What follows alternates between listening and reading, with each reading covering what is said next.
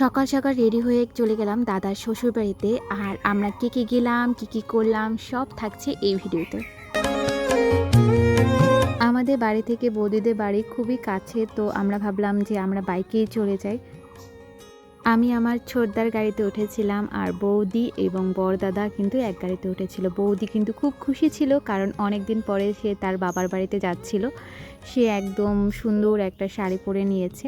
আর দেখো গ্রামের রাস্তা যে এত বেশি সুন্দর লাগে।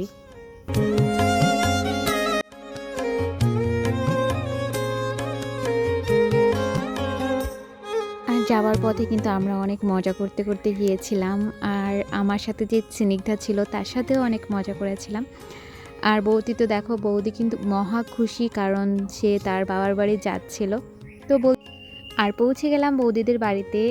আর গিয়ে দেখি আমাদের জন্য অনেক খাবার তৈরি করে রেখেছিল, তো আমরা সেগুলো খাচ্ছিলাম আর অনেক আড্ডা দিচ্ছিলাম।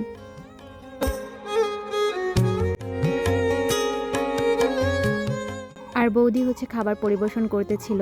আর বৌদি এত পরিমাণ ভাত দিয়েছিল যেটা আমার খাওয়া সম্ভব ছিল না, তো তারপরে জোর করে ভাতটা একটু কমাই। আর অনেক তরকারি রান্না করেছিল আন্টি। আর প্রথমেই আমাদের দিয়েছিল পটল ভাজি আর একটা কই মাছ ভাজা।